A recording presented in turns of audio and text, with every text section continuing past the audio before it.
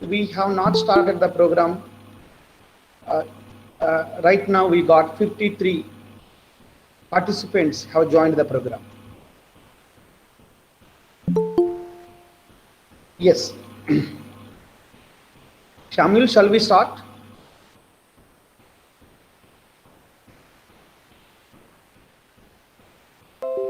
Yeah, Nageshwara, invite sir. So it's Yeah. real. Yeah, Yes. please. Yeah. Uh, Before the lecture, OUCIP cordially invites you to the online lecture series, and it is my proud privilege to invite today's speaker, Professor C.R. Visweswara sir. Talking about Professor C.R. Visweswara sir, sir was the founder Vice Chancellor of Vikram Singhapuri University, Nellore, Andhra Pradesh. He held the office from 2009 to 2011. He has a rich and varied experience in teaching, research, and governance of the university. Sir worked at different levels. Sir has been a resource person to OUCAP, and Sir has been a resource person at various national and international conferences. And Sir is one of the prominent advisors to ISCS, Indian Society for Commonwealth Studies of India. Professor Rao was honored by the government of Andhra Pradesh in 2006 with the award of University Teachers Meritorious Service, popularly known as the Best Teacher Award. He received the Shiksha Ratan Purskar and the Certificate of Excellence from the India International Friendship Society, New Delhi in 2007. Apart from being the recipient of Ananta Lakshmi Narayana Sahiti Purskaram in 2009, Professor Rao reach output is immense and incalculable in terms of quality and depth. Sir was a keynote speaker to many national and international conferences at OUCAP. He has a rich experience in delivering lectures at national and international conferences. And Sir has inspired the teachers of generations, old and new equally. In addition, he has authored and edited several books and almost 70 plus scholarly publications in the prestigious national and international journals. All the more, he is an ideal teacher to be looked up to for imitation and emulation. He is an academic rishi, and his wisdom, will, strength, and personality are very amusing. And I know many of my young teachers. I have a good friends, many good friends at Andhra Pradesh. Many university teachers are his students, and Sir is really a man of very simple man, simple living and high thinking. The OUCAP always grateful to you, sir, for accepting whenever we are in need and we are searching for your services, sir. By asking, by my phone call, you accepted our invitation. Thank you very much, sir. Now I invite Professor C.R.V. Rao to talk on English language teaching and the technology interface in the context of NEP 2020. All we know, English is a second language in India. Yes, English is the language of almost all the latest companies in the world. With the rapid technological advances, English has not only increased employment but has also helped a lot in communication. The foundation of every relationship is communication, and English has become a window to global communication. And in the context of COVID and post-COVID, we know how webinars and especially how we use technology in teaching languages. In this context, I invite Professor C.R.V. Rao, sir, to speak on his valuable thoughts, insights on English language teaching and technology interface in the context of NEP 2009. Uh, Thank you, Dr. Nageshwarao. Dr. Konda Nageshwarao, Director of the OUCIP, Professor Karunakar, former Director of the OUCIP, and participants who are participating in this web event in the afternoon on a very sunny, warm day. At the outset, let me congratulate Dr. Konda Nageshwarao on assuming office as the director of the OUCIP and on immediately after his assumption of office, initiating this lecture series. I must also take this opportunity to express my profound thankfulness to Professor Karunakar, Dean, Faculty of Arts, Osmania University, who during his tenure as a very active, vibrant director of the OUCIP, conducted a number of national and international seminars in which I had occasion to participate. The OUCIP has been a rich resource for research, which has helped shape the intellectual bearings of at least 3 generations of scholars across the country, thereby creating an enviable intellectual ambience all across the nation. In the recent past, it faced major challenges in its self-sustenance drive. And I am glad that Dr. Konda Nageshwar Rao has been able to get a generous grant of rupees 50 lakhs from the state government as a major support initiative for this institution, for this unique institution within a highly respected, accredited academic institution that the Osmania University is. As members of the OUCIP, we all wholeheartedly thank the state government for extending its patronage to this august body. I am glad that it is this grant that has made possible this lecture series, which I hope will continue all year through and years through in the future. Slide 2, please. With globalization, there has been a resurrection of English. Nandan Nilekani, as you know, in his Imagining India, published in the year 2009, calls English the phoenix tongue. Like the mythical bird, the phoenix, it can rise itself from its ashes, as it were. With a gradual rise in the number of English learners due to the craze for the English medium, methods and approaches of teaching English have been extremely varied, and these have been experimented with in the country on a large scale. The National Education Policy 2020 looks up to the universities for innovation, especially technological innovation, and for fostering a spirit of entrepreneurship.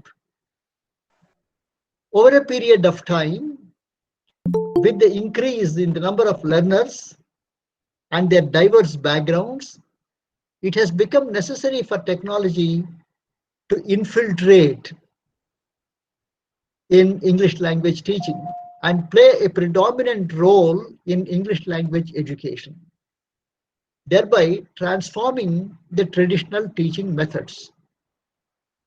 ELT experts maintain that technology-assisted learning is fast becoming the predominant preference of teachers, since it makes possible positive engagement between teacher and student for incentivizing English language learning.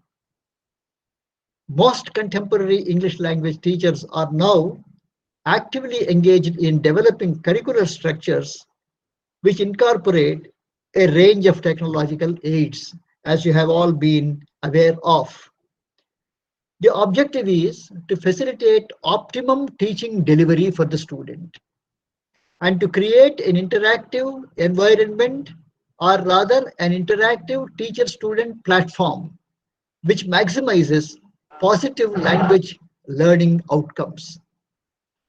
Using multimedia to create a context to teach English has its unique advantages since it promotes active learning. Technology, as you know, cannot replace the teacher. But please remember this, that a teacher who uses technology easily replaces the one who doesn't use it. That is the order of the day. Please also note that pedagogy is the driver, technology is the accelerator, and the teacher is the facilitator. Technology further helps the development of collaborative classrooms. Classrooms that are at once local, regional, national, and international. That is the advantage of technology. With the advent of e-books, students can not only read content electronically, but produce interactive written works of their own, complete with images, audios, and videos, and interactive hyperlinks. One significant major benefit of an interactive whiteboard, about which you must have heard, is its versatility, is its multimedia, multi-modal presentation ability, and its enrichment of the student participation potential. With technology, please remember that textbook in the classroom acquires a remarkable fluidity. It can be meddled with the way the teacher and the students like it. The geographic channel, for example, can supply material for a class in the matter of knowledge of the world and communication skills. Thus, technology gives ample scope for the use of authentic materials in the classroom. Unfortunately, as far as English language learning is concerned, even after long schooling and collegiate study, we face a veritable roadblock. We don't see light at the end of the tunnel in terms of the communication ability of our students. The communication skills of our students remain far behind expected levels of acceptability, especially in employment scenarios where language skills have some important place, if not the primacy of place. But even where employability in a technical field is concerned, where subject knowledge needs to be analyzed in a coherent, non-telegraphic language, without any hesitancy of tone and without faltering, we have witnessed a great failure. It is these lacunae in the system that the national education policy seeks to address. The National Education Policy 2020 has therefore built employability enhancement concerns and features in its policy. In the post-colonial phase, in the after amnesia phase, to use an expression used by G.N. Davy, a certain provincialization of outlook happened. The result is the rise in the concerns for a national language which has not redressed what G.N. Davy calls the memory disorder. But then what has happened to English language learning and teaching is that these two got badly affected. Apathy towards the English language was by and large responsible for the decline in its teaching competence and in the mastery or the fluency in its use. We did not foresee early enough that the dimensions of the global village were unfolding with great rapidity as a result of globalization.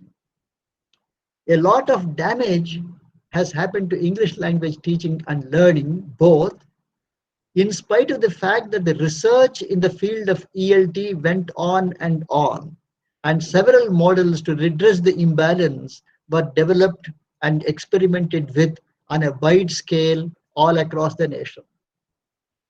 We must remember that we have prescribed the menu, but that does not become the meal, and therefore the quest for models of English language teaching, the quest for our acquiring the expertise necessary should go on and on.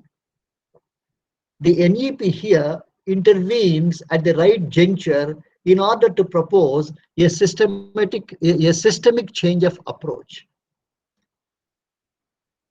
It outlines the need for a curriculum design with well-defined learning outcomes and well-targeted, systematically designed skill development components in the curriculum. That is one significant feature of the national education policy. A key objective of the national education policy is that outstanding learning environments, this is the phrase I quote from the policy, outstanding learning environments are to be created for the students by the school and in the higher education system. For this, one basic requirement, as the NEP 2020 foresees, is a rich resource of, again, I quote from the NEP document, motivated, energized, capable faculty. Motivated, energized, capable faculty. That is the need of the hour as the national education policy has outlined. How do we turn themselves into this resource? That is the quest that ought to be for the teachers of English. How do we turn ourselves into this resource and create outstanding learning environments?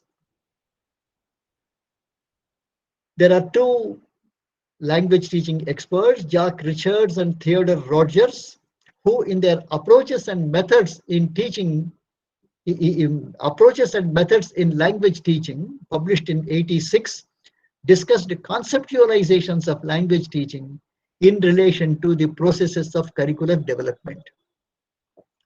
They describe approaches and methods in terms of an underlying theory of language and language learning, and also the role of teachers, learners, the syllabus, and the materials within those methods or approaches.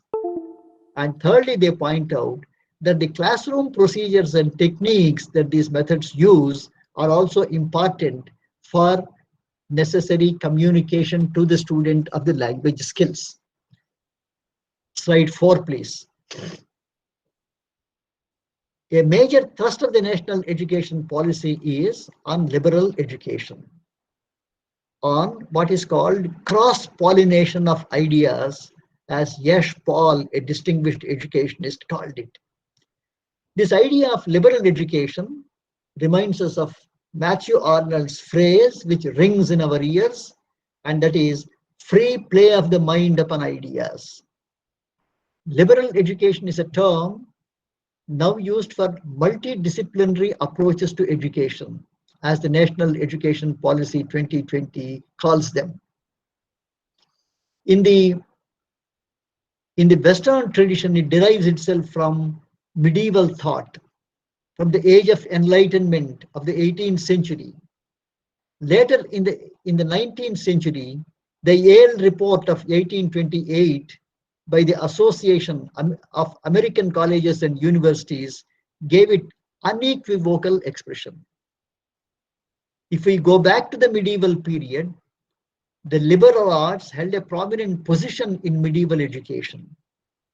They were referred to as the septennium, 7 years, which was divided into the trivium 3 and the quadrivium 4.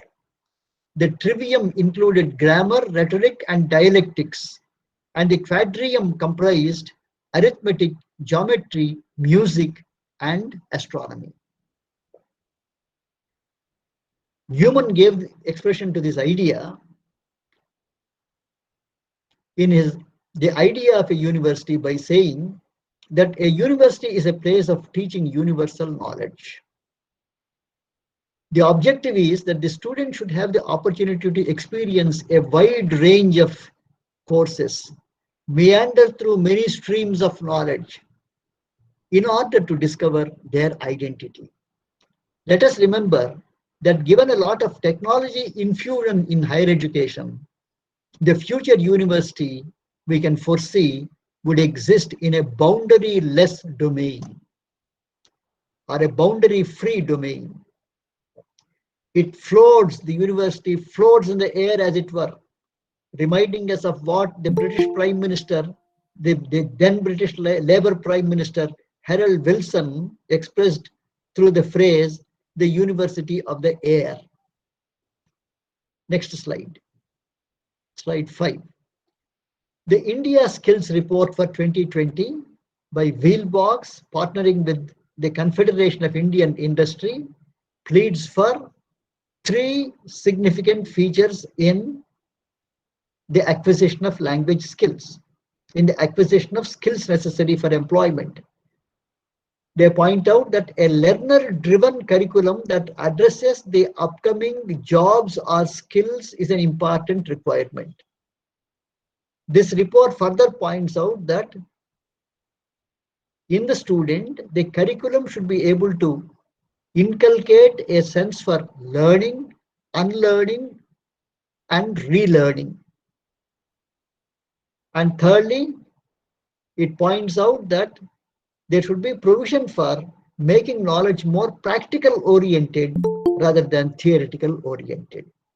These 3 premises are important in the designing of any ELT curriculum, because the ultimate objective is to teach English such that we ensure that there is no language gap in the student's performance in the interviews. The idea of theory and praxis has been handed down to us from Aristotle in the 3rd century BC, and the debate on the subject ran through the centuries through Kant in the 18th century and Heidegger in the 20th century. The Reformation in Europe brought within its wake changes of approach to learning foreign and classical languages that included the recognition of the oral aspects of language. As early as in the 16th century, Erasmus, one of the great educationists of the period, argued that speaking a foreign language should begin early in one's attempt at learning it, and that mastery of oral communication was important, followed by reading and then by writing. These were the 3 skills that he made a mention of. There are early pointers to the contemporary thinking. These are some of the early pointers to the contemporary thinking on L2 teaching, that is second language teaching. William Barth in the 16th century focused on teaching vocabulary through contextualized presentation. Later, Comenius in the 17th century, a great contributor to modern secular education, reminded us of the systems and the structures approach. He insisted on graded presentation of sentence structures, and he suggested that grammar should be taught inductively by giving examples of sentence patterns. He insisted on the understanding of content and mastery of linguistics. He insisted that the understanding of content and the mastery of linguistic forms must proceed on parallel lines. Next slide. For the free play of the mind upon ideas, which the National Education Policy 2020 insists upon, the UGC recommended, before the National Education Policy came on the scene, the choice-based credit system.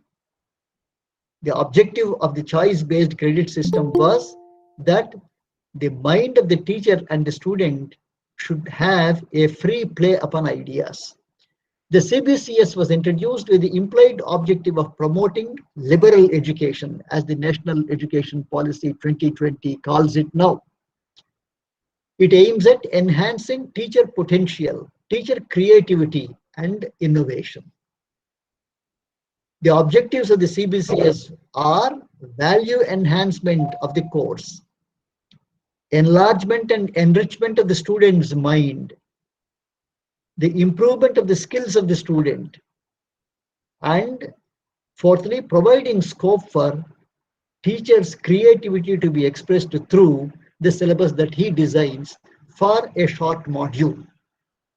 The CBCS can be made a suitable platform for ESP, English for Specific Purposes, for a real cafeteria to be placed before the student, where he can pick and choose what materials he likes, so that his taste buds are pleased.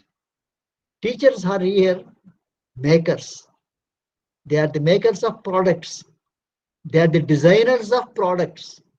They are the intellectual vending machines. That is the role the CBCS expected the teachers to perform. And the teachers must ensure that the classroom is not a scene of a scene where the teacher is the monarch of the class, proclaiming himself like the medieval king, that the king can do no wrong. The movement from teacher centrism to learner autonomy that the CBCS courses encourage is a welcome feature, indicating a change in the academic ecosystem. But in our anxiety to follow the UGC dictum, we adopted prefabricated materials rather than allowing our intellectual capabilities to be put to the test. That is where we have fallen short of the expectations of teaching learning. The appeal, therefore, is to discard prefab models and think innovatively in framing your own contextualized CBCS syllabus, contextualized to meet the needs and deficits of the students as you have identified them.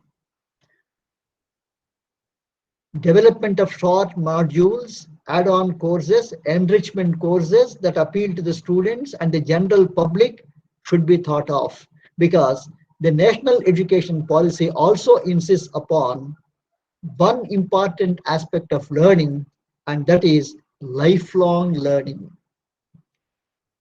Next slide, please. Slide 7. The meaning of a curriculum is that it reflects the teacher's ability to freelance and innovate, and it should contribute to the student's intellectual enrichment and lifelong learning. Technology helps us devise a variety of courses or short modules in such a manner that gamification tools can be made use of, so that learning becomes highly attractive for the student. These can give rise to, technology can give rise to infinite self-check exercises to help the student to train himself, to help the student identify and address his deficits in the kind of common errors that he makes, the pronunciation difficulties that he encounters, the common syntactical patterns where he is liable to falter. In the present situation of advances in technology, there are several tools like the Fluent U supporting language learning the interactive way. Fluent U, for example, offers a huge collection of authentic videos that help people actually watch on the regular media a series of lessons. A tool like Campus Buddy connects students with their classmates on the campus, making block sharing possible and enjoyable as an activity that stimulates the students to learn more and more outside the classroom. The ELT methodology suggests modes of skill gap identification, and that is very necessary because the national education policy has decided to develop a framework called the National Higher Educational Skills Qualifications Framework, NHESQFC. This is proposed to be constituted by the National Education Policy 2020, and the need for it has arisen because technology in ELT involves multiple players coming on the scene, and therefore certain important questions come up before us. There are questions like equivalence, questions like portability, accreditation of courses, national and international level certification of the courses that we produce. And these are taken care of by this NHESQFC. Any skill-oriented course we develop must pass through the test, must be accredited by a higher national level agency. Then only it becomes compatible with a wide range of courses offered worldwide in a particular area of knowledge, from which the student can choose any or any few. Our English language professionals must bear in mind the importance of such an exercise, and we must create the bodies necessary for accreditation of our courses with the help of universities and the government, and get the modules prepared by us certified at the regional, national, and international levels. All this is meant to ensure uniformity of standards. All this is meant to ensure easy and assured transition of the student from college to employment. College is the gateway to employment. That is what the national education policy envisages. And therefore, this entry through the gateway must be made as smooth as possible.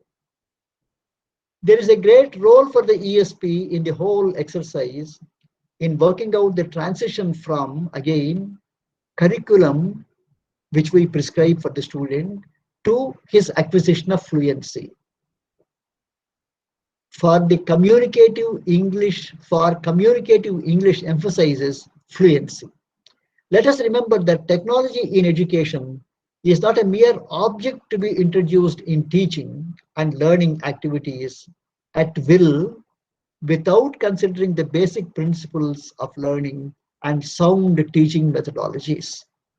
Educational technology includes models, visuals, as well as audio and the digital media. The digital interface will facilitate learner autonomy and provide several features of self-learning, online learning, and tutorials, and also active interface with the teacher. There is a book by name Learning the Treasures Within, commonly referred to as the Delors Report to the UNESCO, which proposes a holistic, integrated vision of education based on the paradigm of lifelong learning and on the paradigm of the four pillars of learning.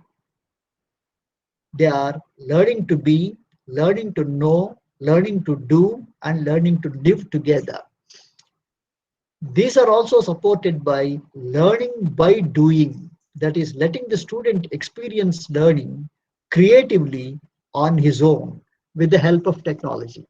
These are all the approaches to pedagogy that the learning sciences have brought into mainstream learning today. Next slide. Therefore, there's a shift of emphasis in curriculum development and delivery. Curriculum development and delivery are expected to be learning outcomes oriented.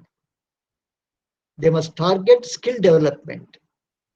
They must adopt blended learning modules. What this blended learning modules is, I would come to a little later. Accurate or acceptable pronunciation, for example, which is generally seen as a great challenge for the non-native speakers, becomes easy to learn with the support of material from the digital, with support from the digital language laboratories. Technology assists both the teachers and the learners to have, among other things, fun-filled and yet effective teaching learning opportunities and experiences. Multimedia technology tools ensure long-term retention in the learners of what has been taught. The educational system in India is one of the largest in the world with about 260 million students and 10 million teachers. As you are aware, the digital infrastructure for knowledge sharing, the Diksha platform, was developed to offer primary and secondary school teachers curriculum linked resources to help them create in-class resources, training content, assessment aids, and many more things. The significant feature of the Diksha platform is its energized textbook, which uses QR codes to link users to relevant digital content. Using a smartphone or Android device or laptop, both teachers and students can scan the QR codes embedded in the textbook to view videos or animation content or storyboards or practice lessons or interactive games. Language management systems that have come to the fore now offer intelligent content technology in the form of content creation and management, search and navigation, text mining and analytics, and speech analytics. There is, for example, the teacher pack methodology from Dexway, which helps educational centers to implement a blended learning method that has proved itself a great success in the classroom. For young students, it's much more stimulating to learn with a lesson on the tablet or on the smartphone than with a traditional textbook and its CD of practice exercises. Technologies transform students from being passive recipients to becoming active learners. It allows for more profound and enriching linguistic immersion for the students. Important tasks such as monitoring the progress of the students is possible through softwares which are specially developed for the purpose. Dexway, for example, has developed the create test function, which allows teachers to design tests partially or fully from a wide-ranging menu of questions in the database. Subsequently, after the students have taken these tests, they can run through Dexway analytics in order to obtain real-time reports on the results of each course, lesson, or objective that they have been subjected to in the course of lesson delivery. There is, for example, the Blackboard software, which consists of platforms called Learn, Transact, Engage, Connect, Collaborate, Analytics, and so on. These are offered as a bundled software, and many of the US colleges and universities use some of the products of this software. According to Times Higher Education Reputation Rankings, 80% of the world's top academic institutions are said to use Blackboard tools. Technology is turning English classrooms into, therefore, an environment where sharing, debating, creating, and forming opinions, ideas, thoughts, all these are nurtured through the technology platform. Next slide. Educational technology allows students to be involved in the class, be more motivated to learn, and it provides teachers with attractive resources to make their classes much more human and sociable. That is one important attribute of a classroom, that it is human and sociable. If we review the ELT as it has, if we review the language education scene, we notice that a number of experiments have been made in ELT in India without reflecting on certain factors like training the teacher for the task, the rural inhibitions that the students carry when they enter the language classroom, and the extent of the language immersion of the student required in the classroom. Let us please notice that the curriculum design did not take adequate phenomenon of some adequate notice of some of these features. What we lacked in an understanding was an understanding of the language classrooms. Understanding language classrooms, that's the title of a work by an ELT educator by name David Noonan, this work he published in the year 1989. Teaching English without making a scientific study of the language gap and the language need of the students has not yielded the desired result. There's an article published in the ELT journal in 2012 entitled Trends and Issues in ELT Methods and Methodology. In this article, there's a quotation from W.B. Yeats, the English poet. Surely some revelation is at hand. Surely the second coming is at hand, the author points out. More than professional discourse, since 1995, the emphasis has been on an increased advocacy of communicating to learn. And one basic requirement for this is learning to communicate on the part of the teacher. Adrian Holiday proposed in 1994 what is called appropriate methodology, which carries the idea that teaching methods should be based on an understanding of the socio-cultural context in which they are to be used. The argument is in favor of making English language education more appropriate to the social requirements of students in different environments throughout the world. And therefore, the book goes to the extent of making a recommendation that there should be research to find what are appropriate culturally suitable modern methodologies. Slide 10. There is another viewpoint to take into consideration, according to which English is not viewed as an end in itself, but as a means to learn content such as science and mathematics. Some time ago, there was an article in the Hindu wherein there was a reference to the new age English teacher. The article makes a reference to what is called content and language integrated learning, CLIL. The term CLIL was created in 1994 by David Marsh as a methodology similar to but distinct from language immersion and content-based instruction. This is a hybrid immersion approach in which language and subject teachers work together. Language teachers acquire subject knowledge, and subject teachers acquire expertise in combining language knowledge with teaching the content effectively.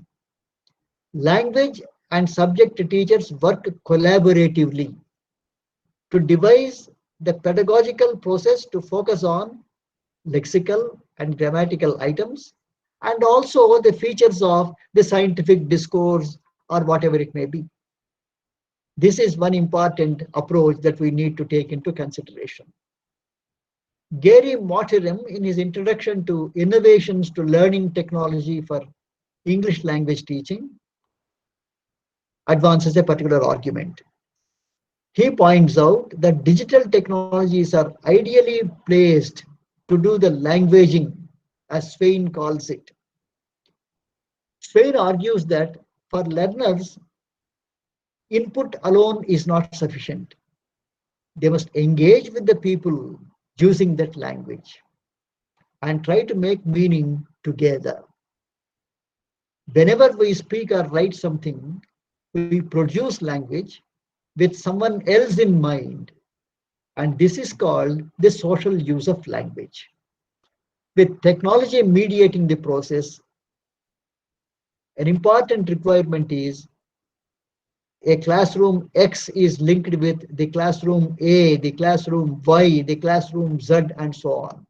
Linking your classroom with other classrooms around the world using tools such as video conferencing becomes important. And this promotes sharedness, creates for a collaborative learning environment, which is very necessary, which technology interface alone provides. In today's educational scenario, functions like lesson planning, delivery modalities, practice, review, assessment, and feedback all incorporate technology into every stage of instruction. Slide 11, please.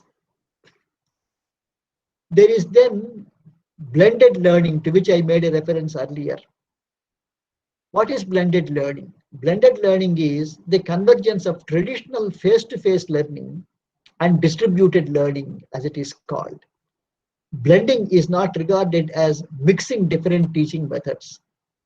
It means constructing and designing balanced environment between face-to-face learning and e-learning. Graham Allen and Ure state that blended learning is preferred because of its learning effectiveness, of its improved pedagogy, increased access to people, improved social interaction which it provides. It's a very flexible mode, and it gives a higher level of faculty and student satisfaction. And it's also, for a democratic country like India, a very cost-effective mode of course delivery. Blended learning combines the properties and possibilities of traditional and online learning. It creates a unique fusion, therefore, of synchronous, that is direct or traditional mode, and asynchronous, that is mediated modes of communication. It allows the faculty more approaches and choices in designing instructional materials. It increases the level of learner-centered strategies and peer-to-peer and small group learning strategies. Slide 12. Now there is another technological mode, and that is called flipped learning. Flipped learning is also called inverted learning or reversed learning strategy. Although the term flipped learning has recently gained popularity in education, the idea behind it was popular in the implementation of the Socratic method, as it was called. That is, argumentative dialogue to stimulate critical thinking and draw out the ideas of the student. A flipped classroom adopts a method that is the reverse of the more common practice of introducing new content at school or college, and then assigning homework on the introduced content, and also giving projects to the students based on the introduced content. This is a methodology where the content is not introduced in the school or college, but the content is something that the student has to learn in advance to the extent possible for him. In this way, learners come to the class prepared. They share information. The classroom becomes more engaged and active during class hours. It is in line with the objectives of modern educational policies demanding more engaged, autonomous, active, and self-confident learners. Autonomous and self-confident learners. That is what our students should become as the NEC 20, as the National Education Policy 2020 outlines. Slide 13. What are some of the other important features of flipped learning? Flipped learning is a more problem-based learning, inquiry-based learning, and collaborative learning. It makes possible group discussions of various kinds, case studies. It also gives a lot of scope for peer tutoring. What is the theory behind flipped learning? The theoretical construct behind flipped learning is what is called constructivism. In the constructivist approach, individuals create their own understandings on the basis of an interaction between what they already know and ideas or knowledge with which they come into contact. In other words, learners construct their knowledge of the world through experience and reflection upon that experience. With the help and guidance of the teacher, students have a chance of constructing, organizing, and supporting their own knowledge. And thus, in the flipped classroom, they learn by doing. It is learning by doing. A great responsibility rests on the individual learner. The flipped classroom, therefore, is an environment where the student takes the responsibility for his own learning. It's a classroom where the teacher is not a sage on the stage, all the time delivering content to the student, but he is a guide on the side, guiding the student, helping the student innovate, helping the students' knowledge acquisition.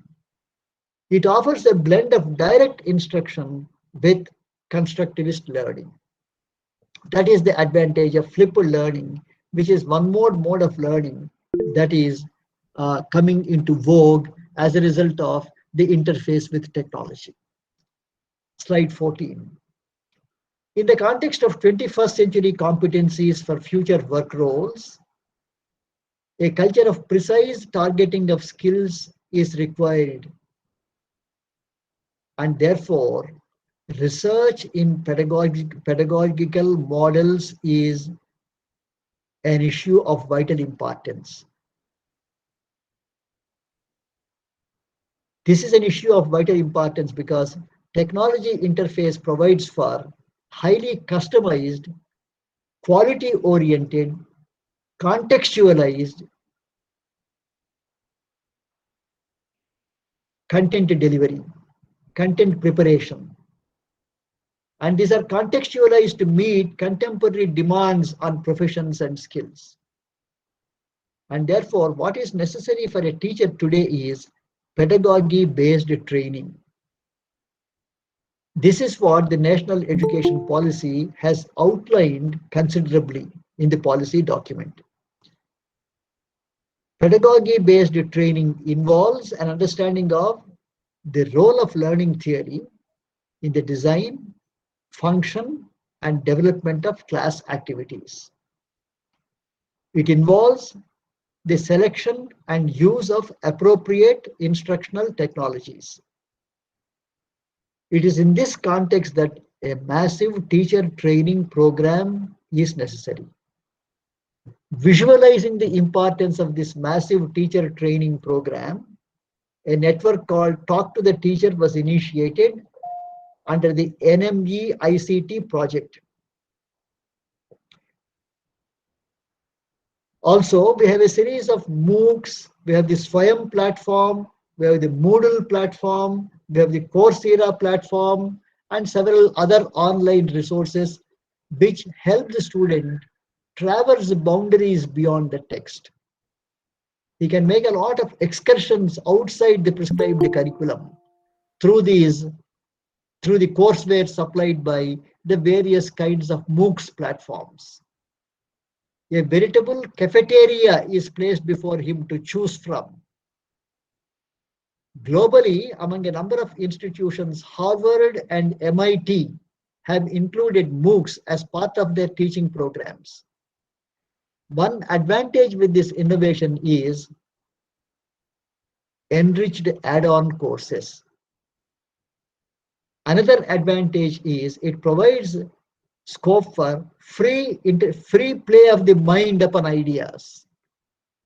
It provides the scope for promoting critical thinking and creativity on the part of the teacher who devises the courses, on the part of the student who takes the courses.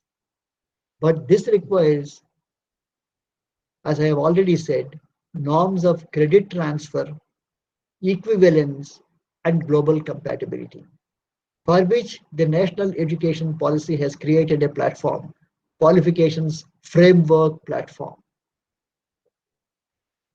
The National Education Policy has also visualized the need for training in pedagogy.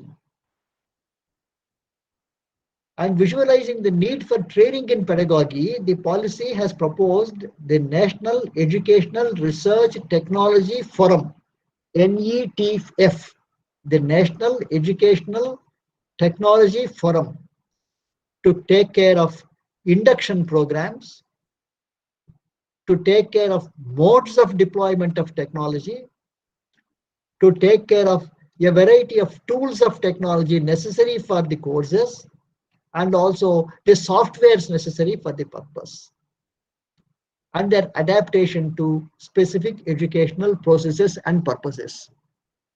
One important objective is, therefore, continuous professional development of the teacher, because energized faculty have to be prepared as a national resource. Best practices have also got to be identified. This also the National Education Policy envisaged. And in order to create a best policies platform in the form of digital repositories, the National Education Policy has proposed the creation of a National Repository of Educational Data, NRED, National Repository of Educational Data. It will maintain all records relating to institutions, teachers, and students in digital form. It will also maintain a digital repository of some of the best lesson practices as identified by probably a group of competent faculty in various disciplines across the globe. So much so that this is a repository where the students can draw upon the best content from across the globe. With virtually every student carrying a computer in his pocket in the form of a smartphone or a tablet, this is something like a cloud campus initiative. Please remember that in future, this kind of a cloud campus initiative is going to gather momentum. It's a cloud campus initiative. The students can draw from this cloud and learn a lot, do a lot of freewheeling, do a number of add-on courses, do a number of courses that are part of the curriculum of the university and courses outside the university, combine these two and make their courses. There is also a need for this kind of a technology platform because we are today facing acute shortages of faculty. Given the fact that the demand for higher education is meant to grow as a consequence of our commitment to raise the gross enrollment ratio, technology is a necessary aid. Technology offers certain vital capabilities. It delivers large quantities of information over networks. Technology has the potential to produce tailor-made educational programs that are highly learner-specific, that meet almost individual learner requirements.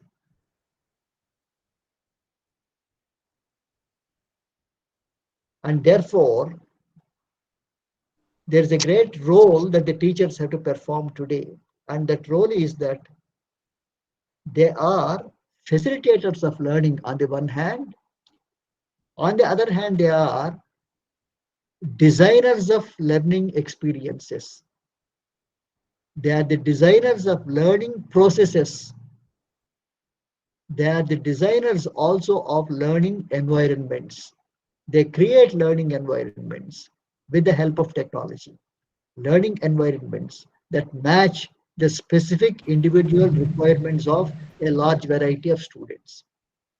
A strange feature of technology is that the balance between educational provider and the educational consumer has now been topsy-turvied.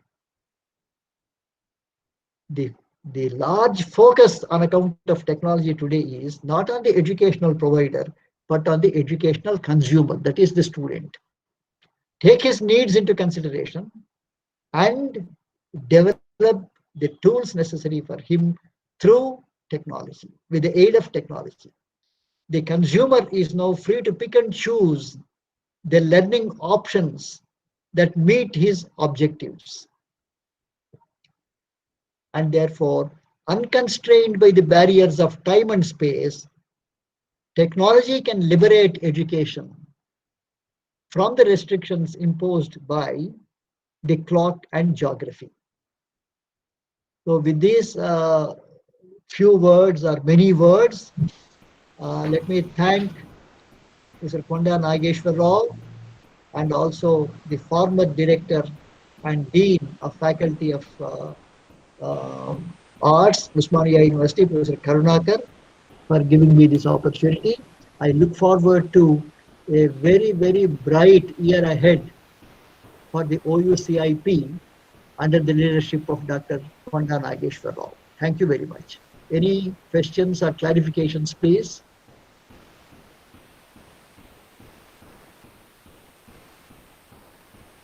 Yeah, participants, you are requested to ask any question, query, clarification. Sir will answer you.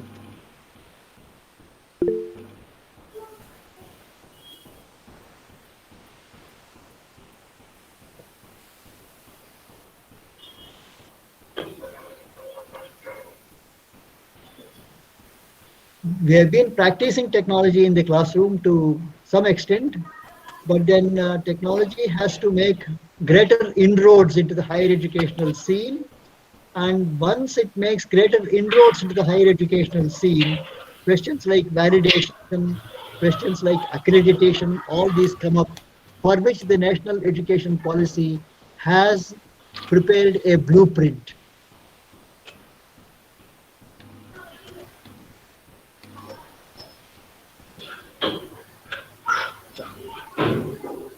In fact, there are no questions, I think. Okay. Okay. Yes. Yeah. Please unmute from your end.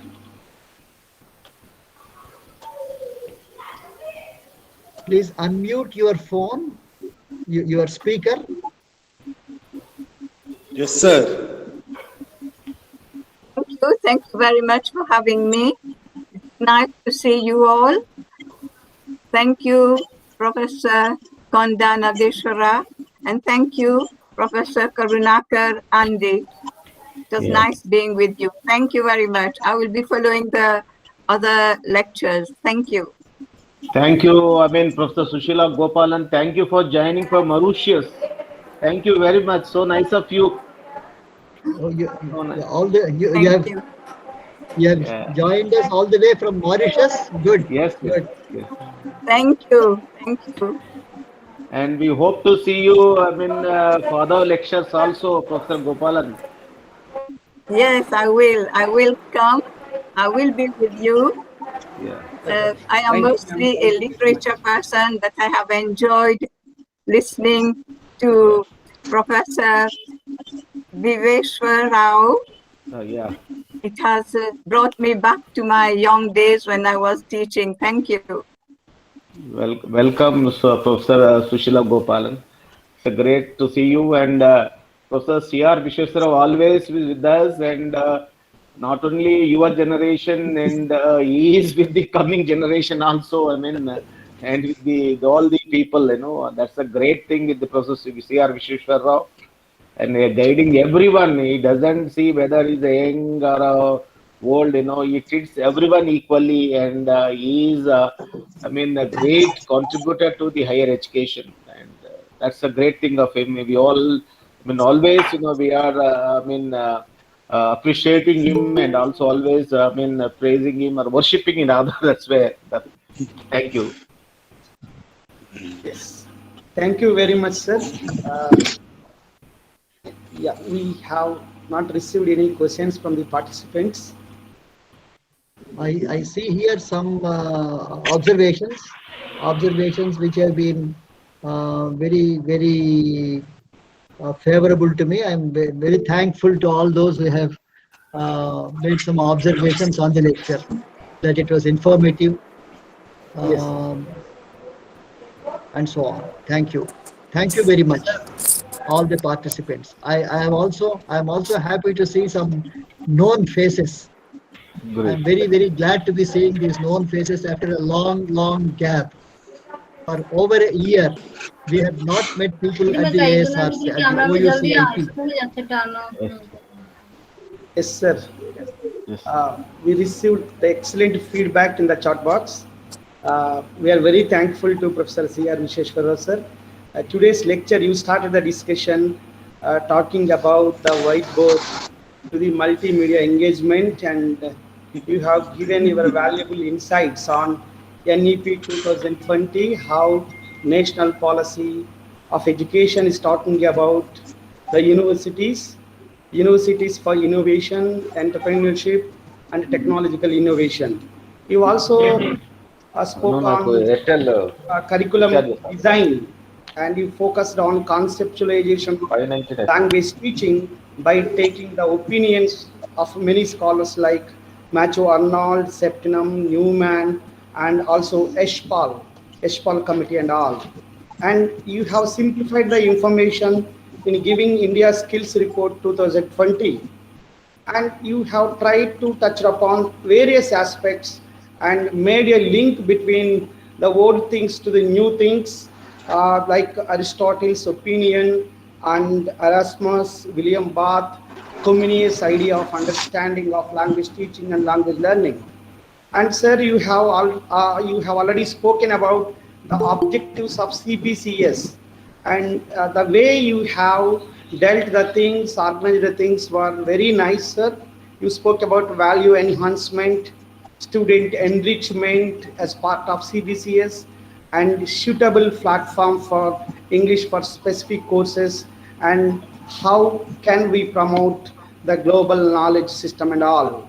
And you also spoke about how the CBCS provides for autonomy and a flexibility for the teachers and learner-centered models.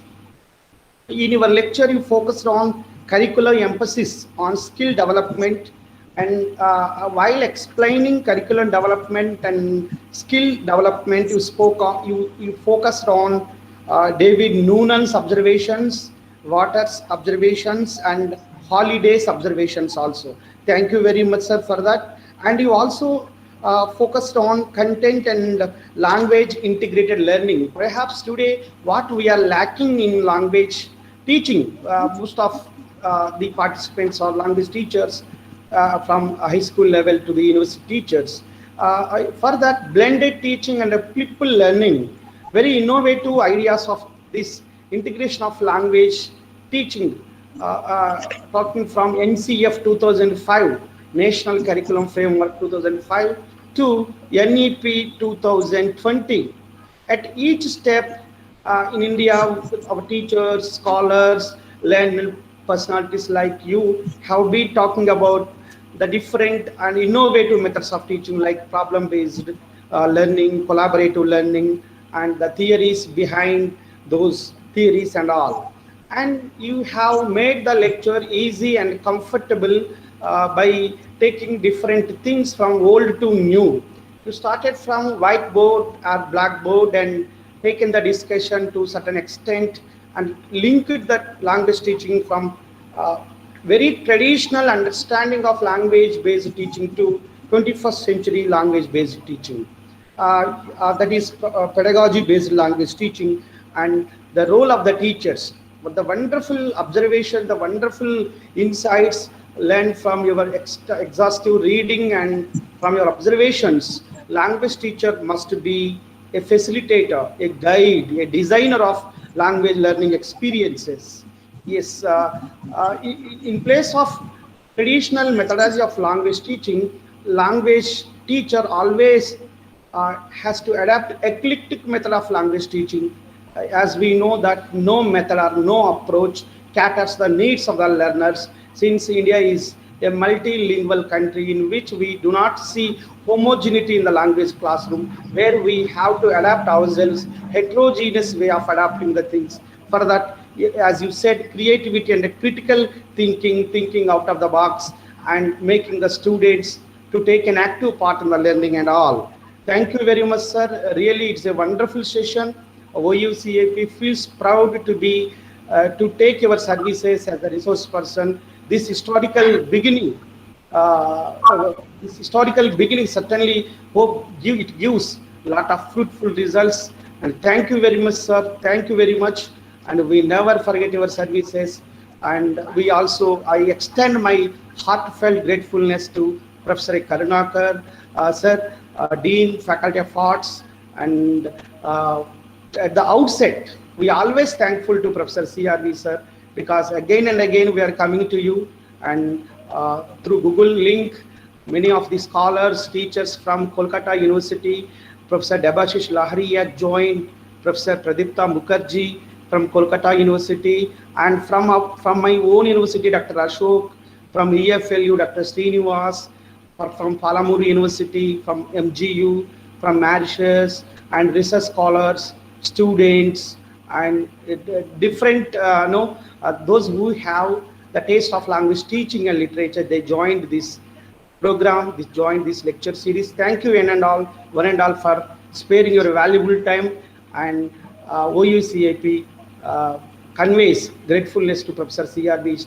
Special Officer, for sparing your valuable time, sharing your valuable thoughts with us. Thank you one and all. Thank you very much, sir. Professor Nageshwarao, please have a feedback form also from the next session onwards. Sir, you place the feedback form on the web so that people can fill it up and send it to you. Sir, that's a small feedback form. Devise it 10, not exceeding 10 points. So that people's opinions can also be obtained, and you can have a record of the whole thing. Yes, sir. Because some of the participants here have been asking for a feedback form. Sir. Thank you, sir. Thank you, sir. Okay, thank you. Thank you very much. Thanks all of you. Thank you, sir. Thank you, Visweswara, sir. Thank you, sir. Thank you, Konda Nageshwara, sir. Thank you, sir. Thank you, sir. Thank you so much. Thank you so much for this session. So great of you, sir. Thank you. Virtual platform during this COVID. Thank you, Nageshwara sir, and thank you, Karnakar sir. Thank you, sir. Visweswara sir, you have always been a wonderful resource for all the teachers of English. Whenever you come to our Osmania, you enlighten us with your wonderful knowledge and all thought-provoking sessions. Thank you, Nageshwara sir, for starting this gear with a wonderful person like C.V. Rao sir. Good evening, sir. This is Deepa Rani. I wanted to express my feelings towards OUCIP, sir. Please, may I? Yeah. Deepa Rani, I have been seeing you. Yeah. Yes, sir. Thank you so much, sir. And I really appreciate your lecture, sir. I always remember you for your precious words, sir. And let me, sir, I have been since 4 years as a member of OUCIP library. So it's a wonderful source of information. I could able to crack my TS, that is Telangana State Eligibility Test. after that, successfully, I have recently qualified UGC NET, sir, that is National Eligibility Test. That throughout all it is from the OUCIP library was the information I have gained from the this one, sir, Department of OUCIP. I request all the students and participants just for be the member of the library, so that we can go further more about our subject and gain the more knowledge, sir. This is about my opinion about OUCIP, sir. Thank you so much. And thank you, Nageshwar Rao, sir, and Karunakar, sir, also. Dr. Nageshwar Rao, sir, and Dr. Karunakar Rao, sir, for helping me out about the subject in further, sir, in the literature. Thank you so much, sir. Thank you, ma'am. Yes. Thank you very much. Thank you. Thank you.